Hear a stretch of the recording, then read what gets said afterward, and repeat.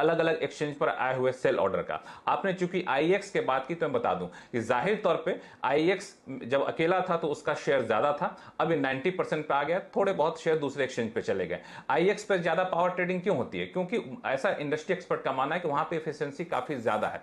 ऐसा नहीं कि आईएक्स के पास ही बिजली एक्सचेंज करने की क्षमता है, पावर एक्सचेंज की क्षमता है। सरकार ये कह रही है कि हम ज्यादा से ज्यादा पावर को एक्सचेंज पे लाना चाहते हैं, ट्रेडिंग को। यानी अभी जो शेयर है पावर ट्रेडिंग का, पावर में जो की ट्रेडिंग होती है एक्सचेंज पे, अब उस शेयर को बढ़ाना चाहती है। अब वो बढ़ाना चाहती है तो आईएक्स का हिस्सा तो जाएगा नहीं। दरअसल एनटीपीसी जैसे दूसरे जो पावर जनरेशन कंपनियां हैं उनके ज्यादा पावर आएंगे ट्रेडिंग होने के लिए। जब ज्यादा पावर आएंगे तो नए एक्सचेंज के पास भी जाएगा पावर ट्रेडिंग होने का हिस्सा, दूसरे एक्सचेंज जिनके पास अभी कम है उनके पास भी जाएगा। हाँ, जो मोनोपोली जैसी स्थिति अभी 3 लोगों की है वो खत्म हो जाएगी, ज्यादा एक्सचेंज आएगा। तो जो पावर अभी एक्सचेंज पे ट्रेडिंग हो रही है वही पावर नहीं बटेगा तीनों में, या फिर वही पावर आईएक्स से निकल के दूसरे के पास नहीं जाएगा। ज्यादा पावर आएगा ट्रेडिंग होने के लिए तो उनके लिए अलग मौके होंगे। ऐसा नहीं कि दूसरे का हिस्सा छीन के किसी तीसरे को दिया जा रहा है।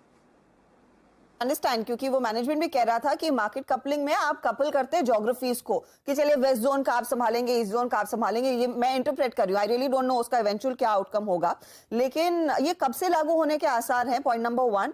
और सरकार ने ये नहीं सोचा कि आईएक्स जैसा एक जो लिस्टेड एंटिटी है उसमें इतना बड़ा अगर चेंज आएगा तो बेसिक बिजनेस तो पूरी तरह से इनका जो मोट था, जो इनका यूएसपी था, वही अनडिस्ट्रप्टेबल था। अब सरकार खुद आकर उसे डिस्टर्ब कर रही है, तो फिर what is an investor do? नहीं, आप इन्वेस्टर्स के लिहाज से सोच रही हैं तो इसको लॉन्ग टर्म में देखिए। अभी आप जितना पावर एक्सचेंज पे ट्रेडिंग हो रही है बिजली की, वो हिस्सा बहुत कम है। इसका उदाहरण आपके पास यूरोप है।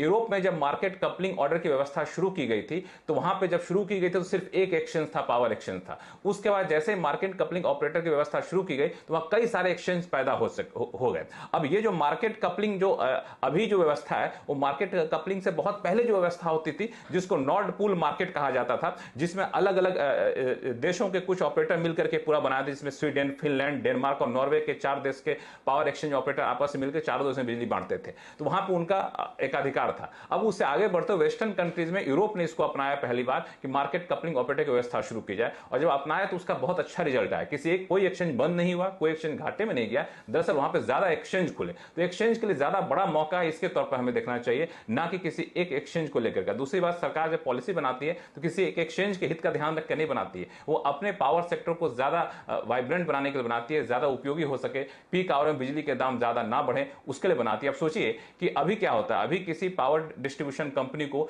बिजली चाहिए कल के लिए, कल उसके पास बिजली नहीं है, तो वो 15 मिनट के स्लॉट की बिजली की बुकिंग करेगा पावर एक्सचेंज में। अब 15 मिनट के स्लॉट की बुकिंग वो करेगा तो 15-15 मिनट पे कितने उसके बट के हिस्सा वो देखिए, अलग अलग एक्सचेंज पे बुकिंग करेगा। तो ये पता नहीं चला किस एक्सचेंज पे, मान लिया हमें आईएक्स पे थोड़ा सा सस्ता मिल जाए, किसी दूसरे एक्सचेंज पे महंगा मिल जाए तो हम स्विच नहीं कर सकते, अभी व्यवस्था ही नहीं है। लेकिन कपलिंग होने के बाद ये व्यवस्था शुरू हो जाएगी तो कंज्यूमर के लिहाज से भी अच्छा होगा, एक्सचेंज के लिहाज से भी अच्छा होगा, और पावर जनरेशन कंपनियों के भी उनको बेहतर रिटर्न मिलेगा, इसी लिहाज से भी अच्छा होगा।